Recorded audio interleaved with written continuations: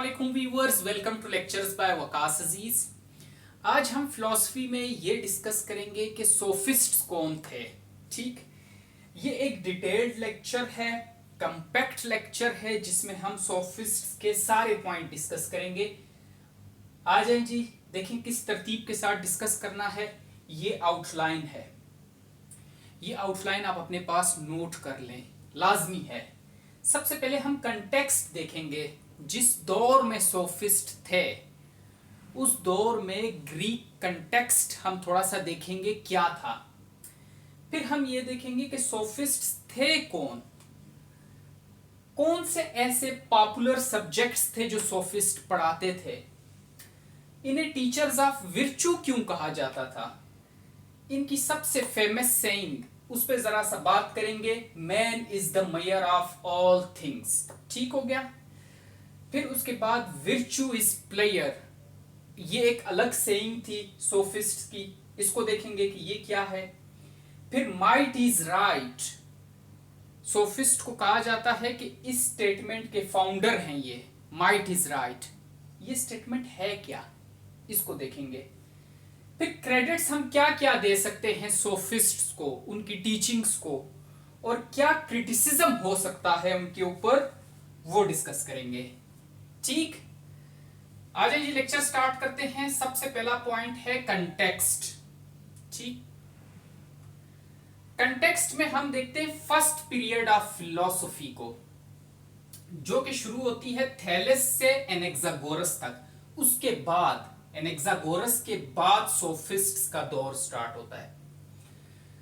तो थैलेस से एनेक्सागोरस तक का जो पीरियड है इसे फर्स्ट पीरियड ऑफ फिलॉसफी कहा जाता है।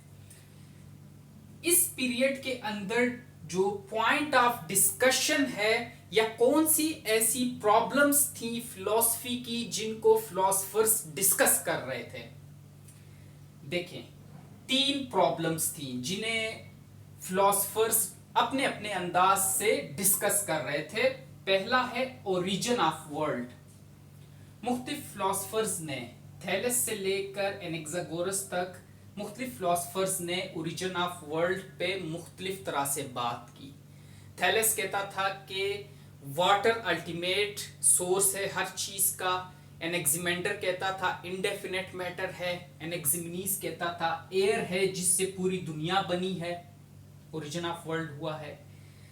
अब जितने भी ये ग्रीक फिलोसफर्स हैं प्री सोक्रेटिक, इन पे मैंने अलग अलग डिटेल्ड वीडियो बनाई है, डिस्क्रिप्शन में मैं लिंक दे दूंगा। ठीक,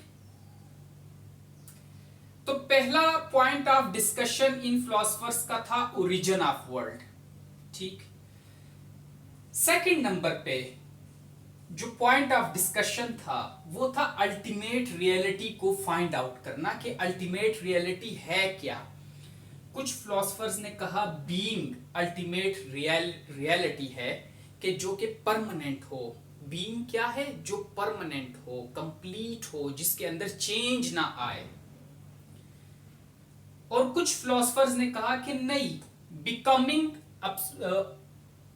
एब्सोल्यूट रियलिटी है, क्योंकि दुनिया के अंदर हमें चेंज नजर आ रहा होता है, चीजें वक्त के साथ साथ at the very moment change हो रही होती हैं, इसलिए बिकमिंग एब्सोल्यूट रियलिटी है। ठीक हो गया। तीसरा पॉइंट जो इस फर्स्ट पीरियड में पॉइंट ऑफ डिस्कशन का है वो था रिलीजन, कि क्रिटिसिज्म आया रिलीजन के ऊपर, ग्रीक रिलीजन के ऊपर, और क्रिटिसिज्म स्टार्ट किया ज़ीनोफेंस ने। ठीक, उसने कहा कि यार आप गॉड को ह्यूमन फॉर्म में कंसीव कर रहे हो, ये ह्यूमन फॉर्म में आप इसको कंसीव नहीं कर सकते, बल्कि इसको अगर आप ह्यूमन फॉर्म में कंसीव कर रहे हो तो इट मींस आप गॉड को डिग्रेड कर रहे हो। ठीक, तो ज़ीनोफेंस से क्रिटिसिज्म स्टार्ट हुआ। फिर आगे हेराक्लाइटस, डेमोक्राइटस, इन्होंने क्रिटिसिज्म रिलीजन के ऊपर किया। ठीक हो गया। तो फर्स्ट पीरियड ऑफ फिलॉसफी के अंदर जो थैलेस से एनेक्सागोरस तक है, पॉइंट ऑफ डिस्कशन तीन रहे, origin of world, ultimate reality को फाइंड आउट करना, और रिलीजन पे क्रिटिसिज्म का आना। इस फर्स्ट पीरियड ऑफ फिलॉसफी के अंदर कहीं भी इंडिविजुअल के ऊपर बात नहीं की। ठीक, इंडिविजुअल के ऊपर बात, एक ह्यूमन के ऊपर, एक इंडिविजुअल मैन के ऊपर बात सेकंड पीरियड ऑफ फिलॉसफी में आती है, जो कि सोफिस्ट्स का दौर है। यहां पे पूरा फोकस आ गया इंडिविजुअल के ऊपर। सोफिस्ट्स ने अपना पूरा फोकस इंडिविजुअल के ऊपर डाल दिया। ठीक, यहां तक बात समझ आई? ये दो पीरियड्स मैंने आपको बताया। आगे देखें कंटेक्स्ट में, पॉलिटिकल सिनारियो उस टाइम ग्रीक के अंदर क्या था? Not a single nation under single state. जो ग्रीक थे, ग्रीस के लोग थे, वो कोई एक सिंगल नेशन नहीं थे और किसी एक सिंगल स्टेट के अंडर भी नहीं थे। जैसे आजकल हमारे कंट्रीज हैं, पाकिस्तान, इंडिया, बांग्लादेश, ठीक एक ही स्टेट के अंडर हैं सारे। वहां पे इस तरह नहीं था ग्रीक के अंदर। ठीक, वहां पे स्मॉल सिटी स्टेट्स होती थी, छोटी छोटी सिटी स्टेट्स होती थी और no representative form of government. Democracy उसको कहा जाता था, लेकिन वो इस तरह की डेमोक्रेसी नहीं थी जिस तरह की आजकल हम समझते हैं, जिसे कि जहां पे हमारे इलेक्टेड रिप्रेजेंटेटिव्स हों। वहां पे इलेक्टेड रिप्रेजेंटेटिव नहीं होते थे, स्मॉल सिटी स्टेट्स होती थी। लोग खुद से मिलकर, बैठकर खुद से रूल्स बनाते थे, लॉज बनाते थे अपनी जो एक स्टेट है उसको गवर्न करने के लिए। क्योंकि स्मॉल सिटी स्टेट्स थी तो हर एक सिटी अपने अंदर ही एक स्टेट था। समझ आई यहां तक बात? तो उस सिटी के अंदर जितने भी लोग थे वो सारे के सारे क्या हैं, एक दूसरे के साथ मिलते थे, लॉज बनाते थे।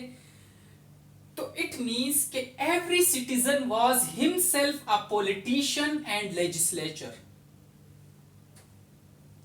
हर citizen in small city states के अंदर अपने आप में एक पॉलिटिशियन था और एक लेजिस्लेटर था। ठीक, कानून साज, लेजिस्लेटर, कानून बनाने वाला। Political career was demanding. और यहां पे ग्रीक स्टेट्स में जब ये सोफिस्ट्स का दौर था, उस टाइम पॉलिटिकल कैरियर बहुत ज्यादा डिमांडिंग था। लोगों का शौक था कि वो पॉलिटिकल कैरियर को एडॉप्ट करें। ठीक, रिलीजन के क्या हालात थे उस टाइम जब ये सोफिस्ट्स का दौर था, सेकंड पीरियड था? Decay of religion, religion decay हो गया, कोलैप्स कर गया। बहुत सी रिलीजियस टीचिंग्स को लोग क्रिटिसाइज करने लगे। किस वजह से? दो वजूहात थी। पहली, moral worthlessness of Greek religion, कि ग्रीक रिलीजन जो था उसके अपने अंदर कुछ ऐसी खामियां थी, कुछ मोरल ऐसे इश्यूज थे जिसकी वजह से लोग क्रिटिसाइज करते थे रिलीजन को, अपने ही ग्रीक रिलीजन को। जैसे कि हमने ग्रीक माइथोलॉजी पे मैंने लेक्चर दिया था, तो मैंने वहां पे बताया था आप लोगों को कि ऐसा भी हुआ है कि जो ग्रीक गॉडेस है उसने अपने ही बेटे से शादी की है। ग्रीक गॉड्स एक दूसरे के साथ लड़ते रहते थे पावर के लिए, थ्रोन के लिए। ठीक, तो लोग जब ये बातें सुनते थे ग्रीक गॉड्स के बारे में, तो उनके जहन में एक चीज आई कि ग्रीक रिलीजन जो है, हमारा जो रिलीजन है, इसके अपने अंदर ही खामियां हैं। और दूसरा सबसे जो बड़ा पॉइंट है जिसने लोगों को मजबूर किया अपने ही रिलीजन पे क्रिटिसिज्म करने पर या अपने ही रिलीजन के अगेंस्ट आर्ग्यूमेंट्स पेश करने पर, वो है advancement of science and philosophy. Philosophy और साइंस एडवांस कर रही थी, रैशनलिज्म का दौर आ रहा था, तो लोग अपने ही रिलीजन को क्रिटिसाइज कर रहे थे, अपने ही old customs, traditions, moral beliefs को क्रिटिसाइज कर रहे थे। ठीक, अब फिलॉसफी में अगर हम देखें तो हेराक्लाइटस है, ज़ीनोफेंस से स्टार्ट होता है रिलीजन के ऊपर क्रिटिसिज्म, हेराक्लाइटस है, फिर डेमोक्राइटस है। ठीक। तो लोग जाहिर है जब इन फिलोसफर्स की बातें सुनते थे तो वो अपने ही रिलीजन के अगेंस्ट बातें करते थे, अपने ही रिलीजन के अगेंस्ट आर्ग्यूमेंट्स पेश करते थे। समझ आई यहां तक बात की। अब अगला पॉइंट कंटेक्स्ट के अंदर है कि इंडिविजुअल अप्रोच क्या थी जब ये सारा चल रहा है। पॉलिटिकल सिनारियो मैंने आपको बताया, रिलीजन का आपको बताया, तो इंडिविजुअल अप्रोच क्या थी। लोग अपने ही रिलीजन को क्रिटिसाइज कर रहे हैं, अपने ही कस्टम्स को क्रिटिसाइज कर रहे हैं। लस्ट फॉर पावर है, क्योंकि हर पॉलिटिकल सिनेरियो में देखिए, हर एक जो स्मॉल सिटी है वो अपने ही अंदर एक स्टेट है। Every citizen was himself a politician and a legislator. तो लस्ट फॉर पावर थी कि मैं ही ऐसे लॉज बनाऊं अपने सिटी स्टेट के अंदर के लोग मुझे फॉलो करें, मेरे पास पावरफुल पोस्ट होनी चाहिए। तो पॉलिटिकल करियर जो था वो बहुत ज्यादा डिमांडिंग था और लोगों के अंदर ये लस्ट फॉर पावर थी। सेल्फ इंटरेस्ट बहुत ज्यादा हो चुका था। जब ये सोफिस्ट का दौर आया उस टाइम लोगों में सेल्फ इंटरेस्ट बहुत ज्यादा था, अपने इंटरेस्ट को ज्यादा प्रायोरिटाइज करते थे बनिस्बते दूसरों के इंटरेस्ट, या अपनी स्टेट के इंटरेस्ट को वो इतना प्रायोरिटाइज नहीं करते थे जितना अपने सेल्फ इंटरेस्ट को प्रायोरिटाइज करते थे। Highest positions in terms of job, इसकी कोशिश होती थी कि हमें हाईएस्ट पोजीशंस मिलें। ये इंडिविजुअल अप्रोच थी उस टाइम। ठीक। अब देखें वहां पे पॉपुलर एजुकेशन क्या थी। Physics, math, rhetoric, etymology. Rhetoric कहते हैं आर्ट ऑफ स्पीच। आपने पॉलिटिशियंस को देखा है कितनी बेहतरीन स्पीच प्रेजेंट करते हैं, या आपने क्राउड पुलर्स को देखा है, हर्षवर्धन जैन, सोनू शर्मा। ठीक। जब आप उनको सुनते हैं आप इंप्रेस हो जाते हैं, क्योंकि वो मेटाफर्स भी यूज करते हैं। वो अपनी लैंग्वेज के अंदर उन्हें पता होता है कहाँ पे मैंने टोन अप रखनी है, कहाँ पे डाउन रखनी है, कहाँ पे मैंने थोड़ा एग्रेसिव होके स्पीच करना है, कहाँ पे मैंने थोड़ा हल्का स्पीच करना है, लाइट मोड पे करना है।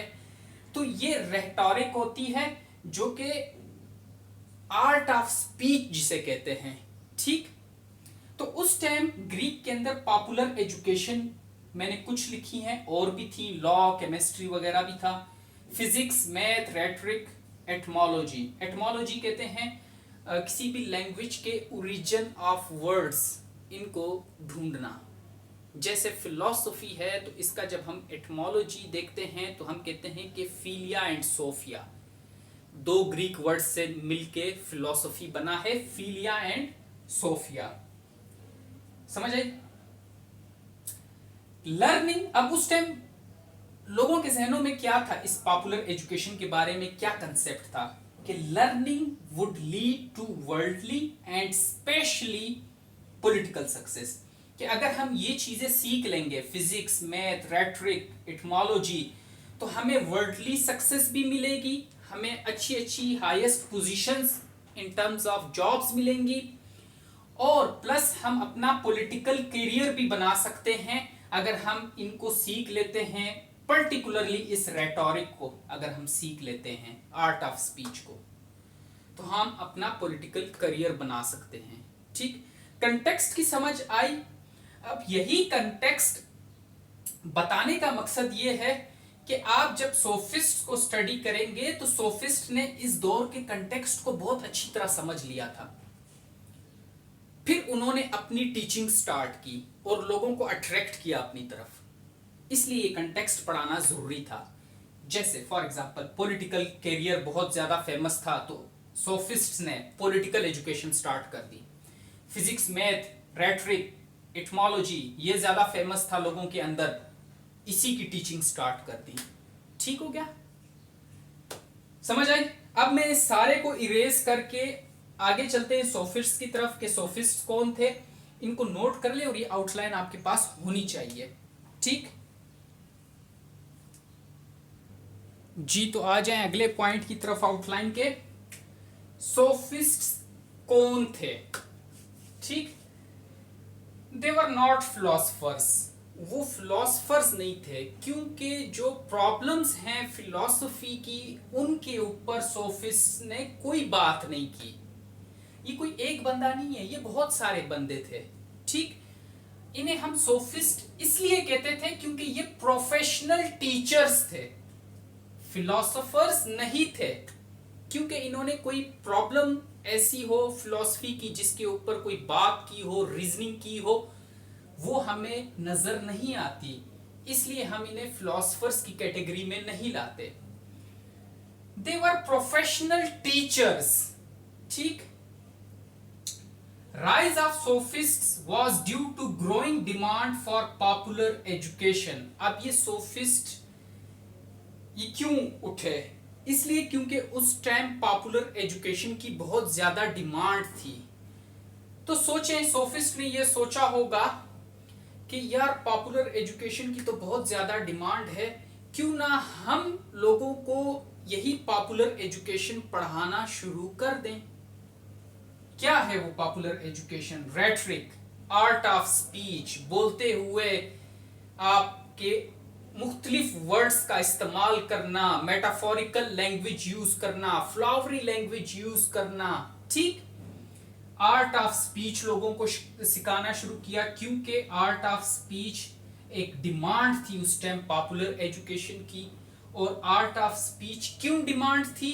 क्योंकि लोग पॉलिटिशियंस बनना चाहते थे, उन्हें अपना करियर पॉलिटिक्स के अंदर नजर आता था, इसलिए सोफिस्ट ने लोगों को रेटरिक सिखाना शुरू कर दिया। रेटरिक के अंदर कैसे महारत हासिल की जा सकती है ये पढ़ाना शुरू कर दिया।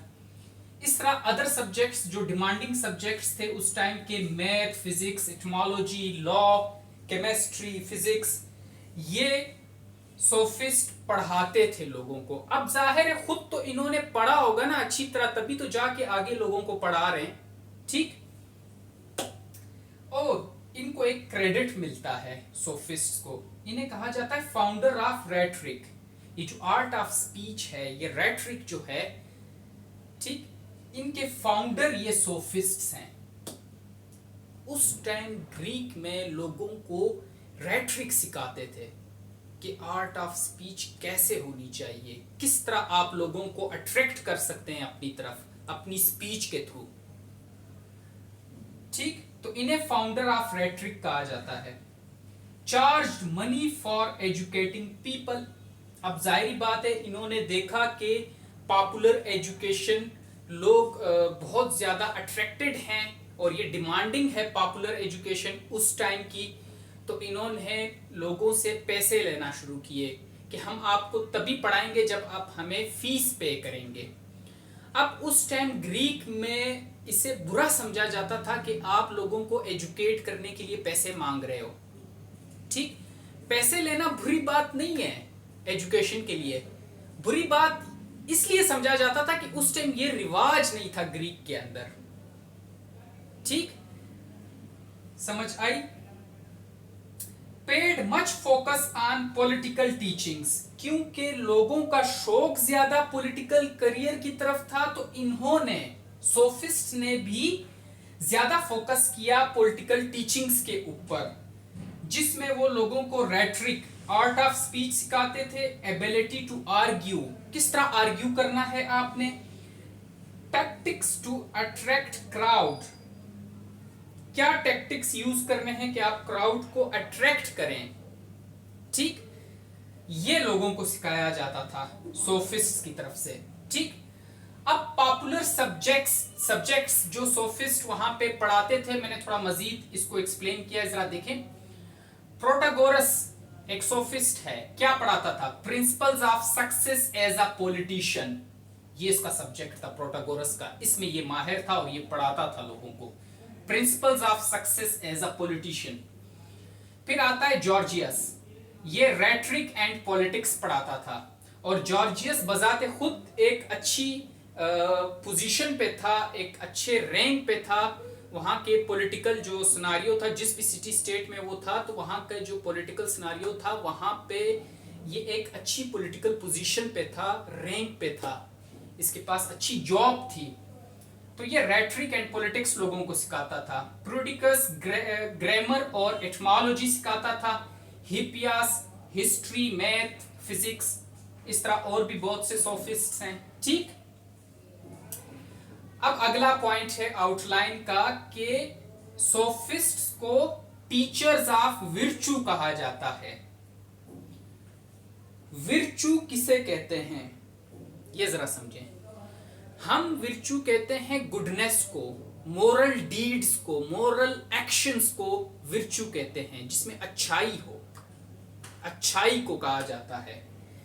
लेकिन ग्रीक में उस दौर में, सोक्रेटिस से पहले की मैं बात कर रहा हूं, क्योंकि ये सोफिस्ट्स का जो दौर है, सोक्रेटिस की टीचिंग्स और ये बिल्कुल ओवरलैप करती हैं इस दौर के अंदर, सोफिस्ट का दौर जो है और सोक्रेटिस का जो दौर है।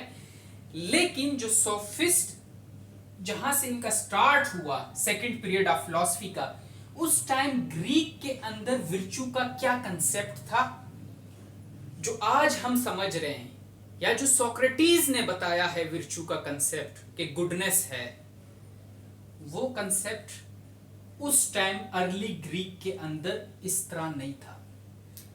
अर्ली ग्रीक के अंदर विर्चू कहते थे, दो तरह से इसको अंडरस्टैंड किया जाता था। अगर प्रोफेशनल इसको कैटेगरी में विर्चू को अंडरस्टैंड करें तो कहा जाता था capacity of a person to perform his action successfully in the state, इसको विर्चू कहा जाता था। Capacity of a person to perform his action successfully in the state, ये प्रोफेशनल कैटेगरी में।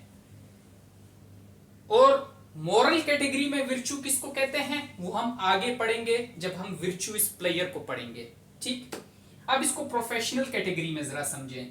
सोफिस्ट को कहते थे टीचर्स ऑफ विर्चू, और ग्रीक के लोगों में विर्चू का जो कंसेप्ट था वो capacity of a person to perform his action successfully in the state, ये था। फॉर एग्जाम्पल, अगर किसी को कहा जाता था virtue of a horse trainer, तो इसका मतलब होता था कि ability to train horses, this person has the ability to train horses. अगर किसी को कहा जाता है कि virtue of a physician, this person has the ability to cure sick people.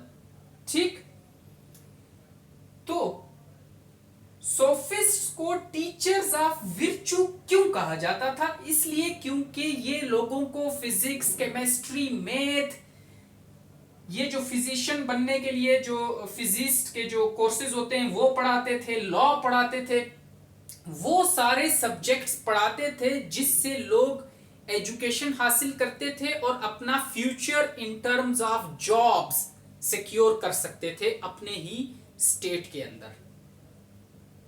इसलिए इन्हें टीचर्स ऑफ विर्चू कहा जाता था। और sophist made people successful citizens and members of state, क्योंकि जाहिर लोगों को एजुकेशन प्रोवाइड करते थे, physics, math, chemistry, rhetoric, law, इन सब की एजुकेशन प्रोवाइड करते थे और लोग एजुकेट हो जाते थे। तो जाहिर बात है जब एजुकेटेड मखलूक होगी तो क्या है, सक्सेसफुल सिटीजन्स भी होंगे, अच्छी जॉब पे होंगे, सक्सेसफुल मेंबर्स ऑफ स्टेट होंगे। तो ये सारा क्रेडिट किसको जाता था?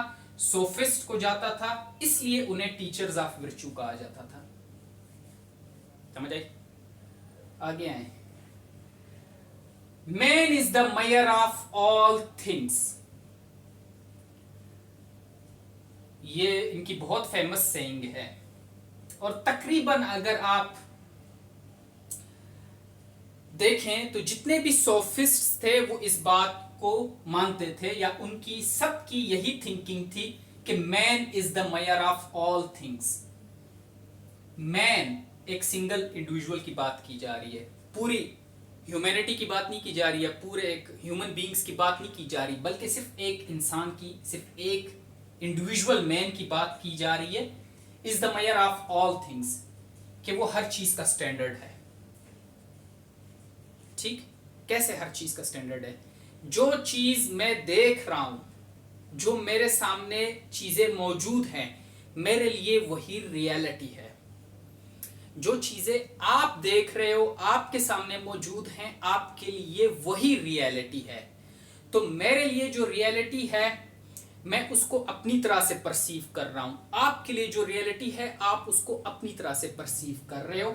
डिटेल में करते हैं। देखें, man is the measure of all things Protagoras की थ्योरी है, सेइंग है। प्रोटागोरस ये कहता था कि नो ऑब्जेक्टिव ट्रूथ, कोई ऑब्जेक्टिव ट्रूथ होता ही नहीं है। ट्रूथ इज सब्जेक्टिव, ट्रूथ हमेशा सब्जेक्टिव होता है, ये प्रोटागोरस कहता था। ऑब्जेक्टिव ट्रूथ क्या हो सकता है कि सन, सूरज सेंटर में है और जमीन और जितने भी प्लैनेट्स हैं उसके गिर्द रिवॉल्व कर रहे हैं, ऑब्जेक्टिव ट्रूथ है। आप माने या ना माने, मैं मानूं या ना मानूं, ये बात साइंटिफिकली प्रूव्ड है कि सूरज दरमियान में है और स्टैटिक है और जितने भी प्लैनेट्स हैं वो उसके गिर्द मूव कर रहे हैं। चाहे आप माने या ना माने, ये एक ऑब्जेक्टिव ट्रूथ है। प्रोटागोरस कहता था कि कोई ऑब्जेक्टिव ट्रूथ नहीं होता, सब कुछ सब्जेक्टिव है। फॉर एग्जाम्पल, मैं कहता हूं कि मैं अर्ली इन द मॉर्निंग उठा, मैंने देखा सूरज यहां से मशरिक से निकला और जाके मगरिब में गुरूब हो गया, तो मैंने ये कंक्लूड किया कि जमीन स्टैटिक है और सूरज मूव कर रहा है, क्योंकि मुझे सूरज मूव करता हुआ ऐसे नजर आ रहा है। तो अकॉर्डिंग टू प्रोटागोरस मेरी बात बिल्कुल ठीक है, ये मेरे लिए रियलिटी है, ये मेरे लिए ट्रुथ है, क्योंकि प्रोटागोरस ऑब्जेक्टिव ट्रुथ्स को तो मानता ही नहीं है।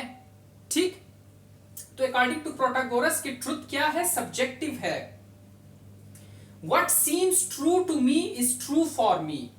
What seems true to you is true for you. जो मेरे लिए जिस तरह मुझे चीजें नजर आ रही हैं, मेरे लिए वही ट्रुथ है। आपको जिस तरह चीजें नजर आ रही हैं, आपके लिए वो ट्रुथ है। तो ट्रुथ सब्जेक्टिव हो गया, मेरे लिए अलग हो सकता है, आपके लिए अलग हो सकता है। आप किसी मैदान में जाएं, खुला मैदान हो और बहुत बड़ा हो, प्लेन एरिया हो, तो जब आप जमीन को देखते हैं तो दूर दूर तक आपको जमीन सीधी नजर आती है। तो आप ये कह सकते हैं कि अर्थ जो है, जितनी भी जमीन है, ये फ्लैट है। According to Protagoras, it seems true to you that earth is flat, so it is a truth for you. आपके लिए ट्रुथ है। लेकिन ऑब्जेक्टिव ट्रुथ अगर हम देखें तो जमीन ओवल शेप्ड है, राउंड है, फ्लैट नहीं है। ठीक, तो प्रोटागोरस ऑब्जेक्टिव ट्रूथ्स को नहीं मानता, कहता है ट्रूथ सब्जेक्टिव है। What seems true to you is true for you, what seems true to me is true for me. Based knowledge and truth upon sensory perceptions, के नॉलेज और truth जितना भी है उसको सेंसरी परसेप्शंस के ऊपर base कर दिया, वो भी सब्जेक्टिव करके। आपकी सेंसरी परसेप्शंस आपको जिस तरह चीजें दुनिया की दिखा रही हैं वो आपके लिए ट्रुथ है। मेरी सेंसरी परसेप्शंस मुझे जिस तरह चीजें दुनिया की दिखा रही है वो मेरे लिए ट्रुथ है, मेरे लिए नॉलेज है। सपोज करें एरोप्लेन हवा में गुजरता है, आप एरोप्लेन को, आपने कभी एरोप्लेन को एयरपोर्ट पे नहीं देखा, आप ऐसे ऊपर करके देखते हो एरोप्लेन गुजर रहा है और उसका साइज आपको इतना सा नजर आ रहा है, तो आपके लिए ये ट्रुथ हो जाएगा, आपके लिए यही रियलिटी होगी कि एरोप्लेन का साइज इतना होता है, क्योंकि वो आपको नजर ही इतना आ रहा है। मैंने एयरपोर्ट में एरोप्लेन को देखा और मुझे पता चला मेरे देखने से कि एरोप्लेन बहुत बड़ा होता है, तो मेरे लिए जो ट्रुथ है मेरी सेंसरी परसेप्शंस की वजह से कि एरोप्लेन बड़ा होता है। अब आपका ट्रुथ अलग है, मेरा ट्रुथ अलग है। आपके लिए ट्रुथ ये है कि एरोप्लेन छोटा होता है, मेरे लिए ट्रुथ ये है कि एरोप्लेन बड़ा होता है। Each individual man is the standard of what is true to himself. जो ट्रुथ है, जो मेरे लिए है, मेरा ट्रुथ, वो मेरे लिए मेरा स्टैंडर्ड है। आपके लिए जो आपका ट्रुथ है वो आपका स्टैंडर्ड है। This is called man is the measure of all things. ठीक, और ये मैन भी इंडिविजुअल मैन की बात कर रहा है, एक आदमी की। या एक औरत की। ठीक, अब हम आते हैं अगले पॉइंट की तरफ, विर्च्यू इज प्लेयर। इसको नोट कर ले, मैं इरेज कर देता हूं जी। तो आ जाएं, देखें अगला पॉइंट आउटलाइन का, विर्च्यू इज प्लेयर। ठीक, दो सोफिस्ट ऐसे थे जिनका ये मानना था कि विर्च्यू इज प्लेयर। एक था पोलस और दूसरा था थ्रेसिमेकस। ठीक, अब ये क्या कहते थे? इनका मानना था कि there are no objective moral codes. No objective moral codes, कोई ऑब्जेक्टिव मोरल कोड्स नहीं होते। ऑब्जेक्टिव मोरल कोड्स क्या होते हैं, इसको पहले समझें। आपने ये सुना हुआ है कि चोरी करना गलत बात है, आप चोरी नहीं करेंगे। ये ऑब्जेक्टिव मोरल कोड्स हैं जो सबके ऊपर लागू होते हैं, जितने भी इंसान हैं सबके ऊपर, कि चोरी करना गलत बात है, मर्डर करना गलत बात है, आप किसी का मर्डर नहीं कर सकते। ये ऑब्जेक्टिव मोरल कोड हैं। आप किसी भी कंट्री में चले जाएं, ये ऑब्जेक्टिव मोरल कोड्स वहां पे अप्लाई होते हैं, चाहे आप पाकिस्तान में, चाहे इंडिया में हैं, चाहे बांग्लादेश में हैं, चाहे यूएसए में हैं। मोरल कोड है कि आप किसी का मर्डर नहीं कर सकते। ये ऑब्जेक्टिव मोरल कोड्स होते हैं। अब ये जो सोफिस्ट हैं ये कहते हैं कि नो ऑब्जेक्टिव मोरल कोड्स, कोई moral codes objective moral codes नहीं होते। Morality is subjective. मोरालिटी क्या है?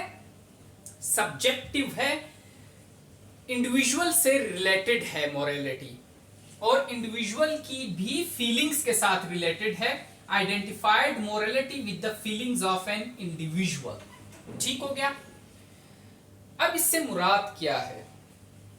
जैसे मैंने आपको कहा था कि विर्च्यू को अगर हम प्रोफेशनल सेंस में देखें तो कैपेसिटी ऑफ अ पर्सन, ठीक, to perform his action successfully in a state.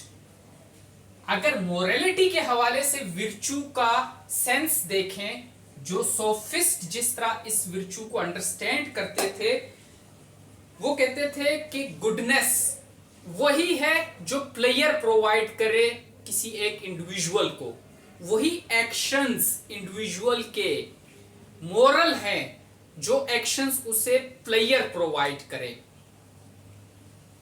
Whatever I think right is right for me. Whatever pleases me is a right action for me. Whatever pleases you is a right action for you. मैं समझता हूं चोरी करना बुरी बात है, मुझे चोरी करना बुरा लगता है, तो मैं चोरी नहीं करता। मुझे ये प्लीज करता है कि मैं चोरी ना करूं, मुझे इससे खुशी मिलती है, मेरे लिए राइट एक्शन है। आपको इससे खुशी मिलती है कि आप चोरी करें और किसी का मर्डर करें, आपके लिए ये प्लेयर कॉज करता है, तो आपके लिए ये राइट एक्शन है कि आप चोरी करें, आप मर्डर करें। तो विर्च्यू इज प्लेयर। ठीक, समझ आई बात की? जो गुडनेस है, जो मोरल एक्शंस हैं, उन्होंने उसका क्राइटेरिया रख दिया प्लेयर। ठीक, समझ आई बात की? अब आगे आए, माइट इज राइट, इनका जो कंसेप्ट है, इन्हें कहा जाता है सोफिस्ट्स को, और ये कंसेप्ट भी किसका है? थ्रेसिमेकस का है। थ्रेसिमेकस जो यहां पे हमने पढ़ा, थ्रेसिमेकस का ये कंसेप्ट है, उसका ये मानना है कि माइट इज राइट। ये प्रीचर हैं इन चीज के, कि इस स्टेटमेंट के, कि जिसकी लाठी उसकी भैंस, जो पावरफुल है वो गवर्न करे और वीक पीपल को सप्रेस करे। अब थ्रेसिमेकस क्या कहता है? लॉज ऑफ स्टेट और the inventions of weak people to control strong people and curb their strength. Thrasymachus ये कहता है कि जो स्टेट के अंदर जो लॉज हैं, ये वीक पीपल ने इन्वेंट किए हैं स्ट्रॉन्ग पीपल को उनकी स्ट्रेंथ को कंट्रोल करने के लिए। अकॉर्डिंग टू थ्रेसिमेकस कि जो स्ट्रॉन्ग पीपल हैं उनमें बहुत पोटेंशियल होता है, तो उन स्ट्रॉन्ग पीपल को रोकने के लिए ये लॉज ऑफ स्टेट बनाए जाते हैं। और वीक पीपल इनको बनाते हैं। ठीक, थ्रेसिमेकस का एक और मानना है कि वो सिर्फ नेचुरल लॉज पे बिलीव करता है, उनको मानता है नेचुरल लॉज, और जो लॉज ऑफ स्टेट हैं इनको नहीं मानता। It is right of strong people, it is the right of strong people to defy these laws of state. अब थ्रेसिमेकस ओपाइन कर रहा है, सजेस्ट कर रहा है कि ये राइट है, ये हक है स्ट्रॉन्ग पीपल का कि वो इन लॉज ऑफ स्टेट को चैलेंज करें। क्यों? इसलिए क्योंकि जो स्ट्रॉन्ग पीपल हैं उनका पोटेंशियल ज्यादा है, उनको रोकने के लिए वीक पीपल ने लॉज ऑफ स्टेट बनाए हुए हैं। तो ये जस्ट है, ये राइट है स्ट्रॉन्ग पीपल के लिए कि वो इन लॉज ऑफ स्टेट को डिफाई करें, चैलेंज करें, तोड़ दें। ठीक, तो जब ये लॉज को तोड़ेंगे स्ट्रॉन्ग पीपल, तो जाहिर बात है माइट इज राइट होगा, जिसकी लाठी होगी उसकी भैंस होगी।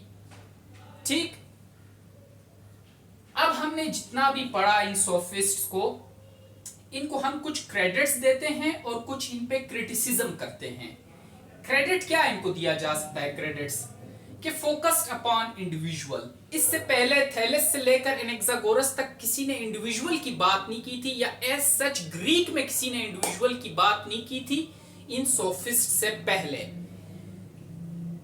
सोफिस्ट ने आके अपना फोकस इंडिविजुअल के ऊपर रखा। किस तरह? एजुकेटेड पीपल, पीपल को एजुकेट किया, made people successful citizens, successful citizens बनाया पीपल को, उन्हें मैथ, फिजिक्स, ज्योग्राफी, लॉ, ये सारे सब्जेक्ट्स उनको पढ़ाते थे।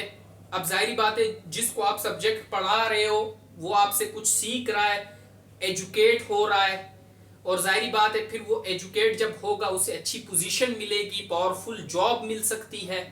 ठीक, आप अभी पढ़ रहे हो तो आप किस लिए पढ़ रहे हो? इसीलिए कि आपको कोई पावरफुल जॉब मिले। जब आपको पावरफुल जॉब मिलेगी तो आप अपनी स्टेट के लिए सर्व करोगे। तो क्या है, इनका फोकस इंडिविजुअल पे था, एजुकेट करते थे लोगों को, made people successful citizens, founders of rhetoric, जो रेटरिक है इनके फाउंडर्स कहा जाता है, पायनियर्स कहा जाता है सोफिस्ट्स को। ये जो आर्ट ऑफ स्पीच है, इससे पहले आर्ट ऑफ स्पीच किसी को नहीं थी पता, ना किसी ने इस पे बात की थी। आर्ट ऑफ स्पीच पे बात और उस पे बताना कि आर्ग्यूमेंट्स को कैसे पेश करना है, एबिलिटी टू आर्ग्यू, किस तरह मेटाफोरिकल लैंग्वेज यूज करनी है, ठीक, फ्लावरी लैंग्वेज किस तरह यूज करनी है। तो ये स्पीच के जो स्किल्स हैं ये सोफिस्ट ने आके सिखाए, जिसकी वजह से इन्हें ये क्रेडिट दिया जाता है कि इन्हें फाउंडर्स ऑफ रेटरिक कहा जाता है। आगे देखें, spread of education wide in Greece, के जाहिर बात है ये टीचर्स थे, तो एजुकेशन अगर स्प्रेड की है ग्रीस के अंदर, एजुकेशन फैली है ग्रीस के अंदर, तो इन सोफिस्ट की वजह से मुख्तलिफ सब्जेक्ट्स के बारे में ये एजुकेशन देते थे लोगों को। ठीक, अब इन पे क्रिटिसिज्म क्या आता है? पहला देखें, एक्सट्रीम सब्जेक्टिविटी। जब हमने इनका ये कंसेप्ट पढ़ा मोरालिटी का, तो हमने देखा कि इन्होंने मोरालिटी को भी सब्जेक्टिव बना दिया। मोरालिटी इज सब्जेक्टिव, इंडिविजुअल के को जो चीज प्लीज करती है इंडिविजुअल को, अगर वो उसी एक्शंस को परफॉर्म करे जो उसे प्लीज करते हैं, तो इसके लिए वो एक्शंस क्या हैं?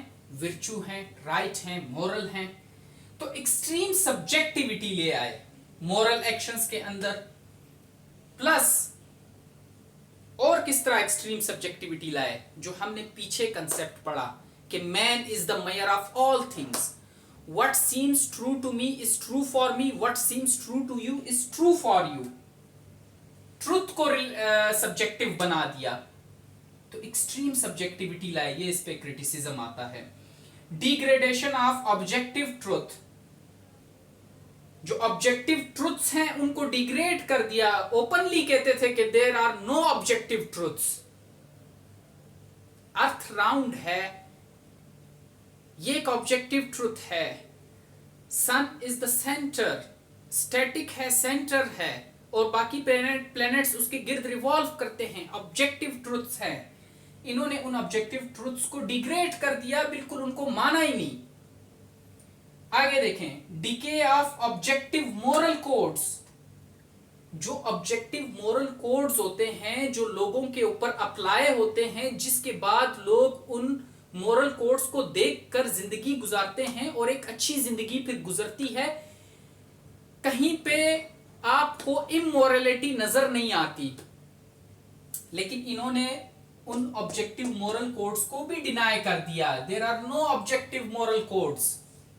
जैसे चोरी करना मना है, प्रोहिबिट किया जाता है, मर्डर करना मना है, प्रोहिबिट किया जाता है। ठीक, इन्होंने उन ऑब्जेक्टिव मोरल कोड्स को ही खत्म कर दिया और मोरालिटी को सब्जेक्टिव बना दिया। तो इससे क्या होगा कि जिसका दिल करेगा चोरी करे, जिसका दिल कर रहा है भाई उसको प्लीज कर रहा है वो मर्डर करे किसी का। ठीक, आगे देखें, subjective impressions vary, then how can both impressions be true at the same time.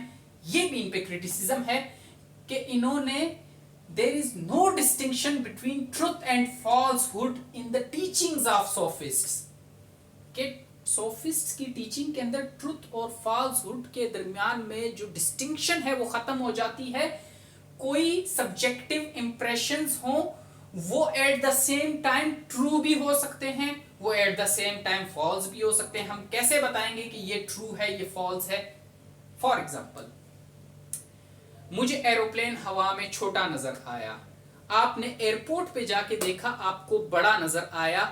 मेरा जो सब्जेक्टिव इंप्रेशन है, जो मेरे अपना परसेप्शन है एरोप्लेन के बारे में, मैं कह रहा हूं कि एरोप्लेन छोटा होता है। आप मेरे सामने खड़े और आप कहते हो कि नहीं एरोप्लेन तो बड़ा होता है, मैंने एयरपोर्ट पे देखा है। अब इसमें ट्रुथ कौन है, किसके पास ट्रू नॉलेज है, किसके पास फॉल्स नॉलेज है? ट्रुथ और फॉल्सहुड को आपने इनके दरमियान में जो डिस्टिंक्शंस थी सोफिस्ट ने वो खत्म कर दी। सब्जेक्टिव इंप्रेशंस अब इस तरह के होने लगे कि दो subjective impressions eight the same time true भी नजर आ रहे होते थे, क्योंकि अलग अलग है ना। मेरे लिए जहाज छोटा है हवा में, आपके लिए जहाज बड़ा है। अब हमें कौन बताएगा कि मैं सही बोल रहा हूं या आप सही बोल रहे हो? ठीक, आगे देखें, against social and political stability. इनकी जो टीचिंग्स थी, man is the measure of all things, virtue is player, ये against social and political stability थी। ये जो माइट इज राइट वाली बात इनकी है, ये देख लें इसके अंदर कि जिसकी लाठी उसकी भैंस। फिर तो जो पावरफुल है वो वीक को सप्रेस करेगा स्टेट के अंदर। माइट इज राइट नजर आएगा, पॉलिटिकल इंस्टेबिलिटी नजर आएगी, सोशल इंस्टेबिलिटी आ जाएगी, विर्चू इज प्लेयर। तो जिसका जो दिल कर रहा है, वो चाहता है मैं किसी का मर्डर करूं, वो कर रहा है क्योंकि उसको इसमें खुशी मिल रही है। ठीक, man is the measure of all things, मेरे लिए truth, what seems true to me is true for me, what seems true to you is true for you. तो क्या है, कंट्राडिक्शंस आएंगी, कन्फ्लिक्ट्स आएंगे लोगों के दरमियान में। तो क्या होगा, सोशल इंस्टेबिलिटी होगी, पॉलिटिकल इंस्टेबिलिटी होगी। समझ आई यहां तक बात की? ये डिटेल्ड लेक्चर है सोफिस्ट का, जिसमें कंप्लीट हमने इसको डिस्कस कर लिया है। फिर आगे सोक्रेटिस को देखेंगे, इसी तरह आगे प्लेटो को देखेंगे। चलें, थैंक यू, अल्लाह हाफिज।